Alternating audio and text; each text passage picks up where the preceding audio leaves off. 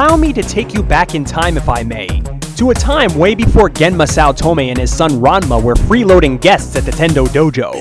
As part of a rigorous training expedition, the father and son wandered every inch of China, looking to better themselves in the school of anything goes martial arts. They came upon a humble village, where Chinese Amazon women held competitions to see who was the mightiest warrior. Standing head and shoulders above the rest was a young woman by the name of Shampoo. The purple-haired warrior smited all enemies in her path, even some double her size. By feeding on the prize banquet to be awarded to Shampoo for her victory, Ranma inadvertently laid down a challenge to Shampoo. With what was perhaps a lucky kick, Ranma was able to trounce her in the ensuing battle. As his prize, Ranma received the Kiss of Death, a promise to track to the ends of the earth and kill. Ranma and his father spent the rest of their time in China on the run, looking over each other's shoulders for her frequent sneak attacks. Back to present day, Ranma and his dad make it to Japan and set up camp with the Tendo family. They think they're safe, but Shampoo resurfaces with murderous intent. In the very beginning, it was Ranma's girl type who was the sole target of this hot-headed Amazon. She had no idea that Ranma was actually a boy under a Jusenkyo curse. She only knew him as the female who humiliated her in battle, an unforgivable crime according to ancient Chinese Amazonian law. The penalty: death! Ranma's only recourse was to remain in male form, in which Shampoo could not recognize him, her, or whatever. Anyway, by sheer fluke, Ranma, in his male form this time, accidentally bested Shampoo yet again. What he expected was another kiss of death. What he got was a kiss of a different sort. Oh boy, Ranma, you sly dog. According to law, an Amazon defeated by a male opponent must become his wife. A truly interesting dynamic. After all, what was worse? Being in girl form, Ranma was on the receiving end of Shampoo's wrath. As a boy, Ranma was adulated by Shampoo, but unsafe from the anger of his jealous fiancée, Akane Tendo. Either way, he's screwed. This purple-haired vixen is quite skilled in the use of the baton, likely from her trials and tribulations in China, competing in joust-like tournaments where she remained undefeated in knocking her opponents off their perch. Think American Gladiators. Shampoo is as graceful as a ballerina in combat, but at the same time sloppy and destructive. When she fights, it's not uncommon to see piles of destruction in her wake. So devastating is she, that she cannot even enter a room without busting through a wall. Doors are so overrated after all. Her speed and agility are unblemished, and the hard-knock life she has sustained allows her to fight with no remorse. In addition, her great-grandmother Cologne is a martial arts Zen master, leader of the Amazon tribe, and practitioner of many types of dark arts, some of which she has passed on to her kin, like the Hai Feng Gao Shiatsu technique, in which Shampoo can selectively wash away memories just as easily as washing one's hair. Shampoo is Ranma's most persistent suitor and most pesky of all enemies. She is always in close pursuit. She'll chase Ranma on her delivery bicycle or make unwelcome appearances at the dojo, and she will go as low as she has to honor Amazon law and win the love of her life. She especially loves to introduce Chinese mind-controlling bottles and poisons to the equation, hypnotizing Ranma into falling in love with her. Even though Akane Tendo and Ranma are not the happiest affianced couple, Akane is angered by Shampoo's actions and the two can be considered arch-enemies, and Shampoo will do anything to take Ranma from Akane, even if that means killing her. Ranma, as usual, is caught in the crossfire and receives frequent beatings from both ladies. Ouch! Okay, stop! Leave the man alone! He's already dead! Ranma's dilemma with Shampoo, however, goes even deeper. Shampoo just happens to be another victim of the Valley of Cursed Springs, Jusenkyo. After being humiliated by Ranma Saotome, Shampoo traveled back there where she received some tough love at the hands of her great-grandmother.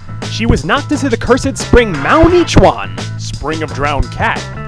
From then on, whenever Shampoo touches cold water, she turns into this cute, pink widow kitty. Look at Kitty. But cats aren't cute to everyone, especially those of us who have ailurophobia, an intense fear of cats. Ranma Saotome has this fear within him, which makes the situation twice as bad.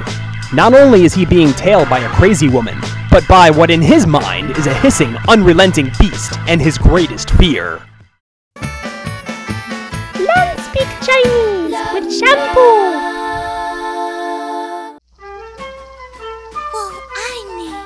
Wo ai ni. I love you. Ni hao. Ni hao. Hello. Wota Island. Wota ai len, my beloved husband.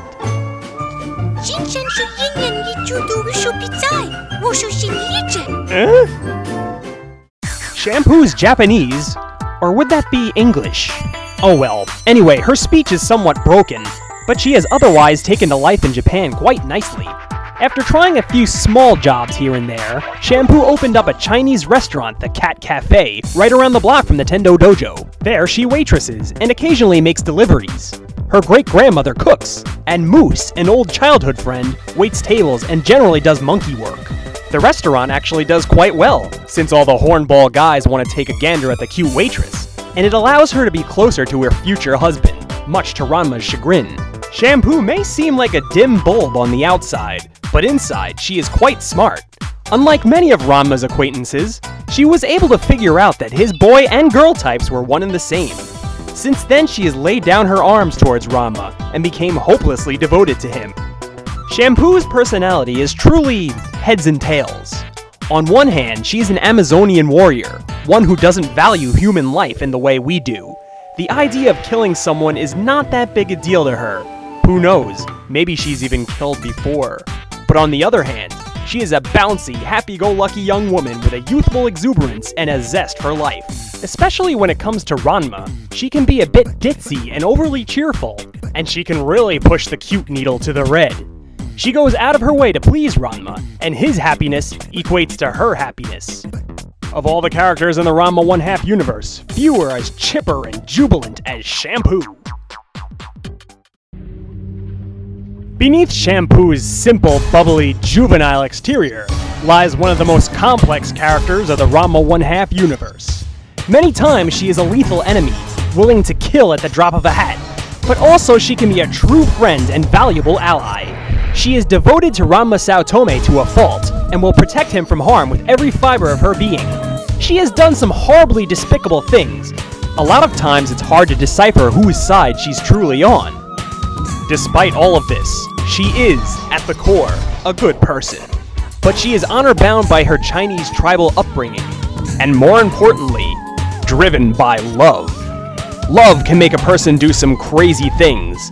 Infatuation can make a person borderline psychotic. It doesn't help matters much that her love for Ranma is not reciprocal. There is definitely someone out there for Shampoo, it's just not Ranma. Perhaps this mysterious masked man, who might he be? For now, you may think of me as the man from Ganymede. Okay.